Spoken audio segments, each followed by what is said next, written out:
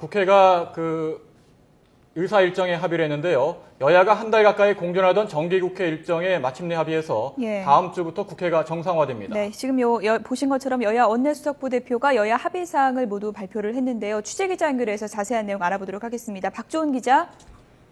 네, 국회에 나와 있습니다. 네, 여야가 진통 끝에 국회 정상화에 합의를 했군요.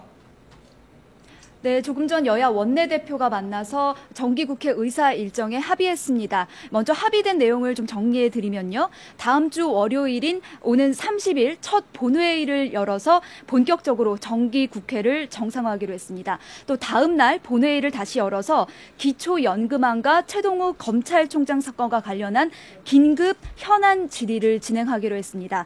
당초 정기국회가 열리면 가장 먼저 이 최동욱 사건과 관련한 긴급 현안 질의를 하자는 게 민주당의 주장이었는데요. 이 주장이 받아들여진 겁니다. 여기에 더해서 기초연금안 수정안 문제도 긴급 현안 질의에 포함이 됐습니다.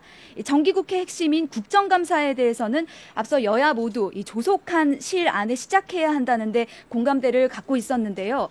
증인 선정과 통보 등 이 준비에 필요한 시간이 있기 때문에 2주 뒤인 오는 14일부터 각 상임위별로 진행하기로 했습니다. 또 여야 대표 교섭단체 대표 연설은 오는 7일과 8일 이틀 동안 진행하기로 했습니다.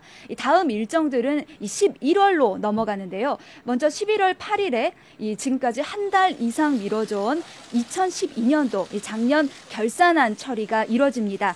그리고 10일에는 내년도 예산안과 관련한 정부의 시정연설이 예정됐습니다. 보통 새 정부 첫 해 시정연설은 대통령이 직접 국회에 와서 연설을 하는 경우가 많았는데요. 이번에 박근혜 대통령이 직접 국회에 와서 시정연설을 하게 될지 주목됩니다. 정홍원 총리와 각 국무위원들을 상대로 한 대정부 질문이죠. 이 대정부 질문은 11월 11일부터 정치, 외교, 통일 분야를 시작으로 15일까지 닷새 동안 분야를 나눠서 진행됩니다. 하지만 이번 협상의 큰 쟁점 가운데 하나였던 국정원 개혁 특위 구성 문제에 대해서는 여야가 합의를 이루지 못했습니다.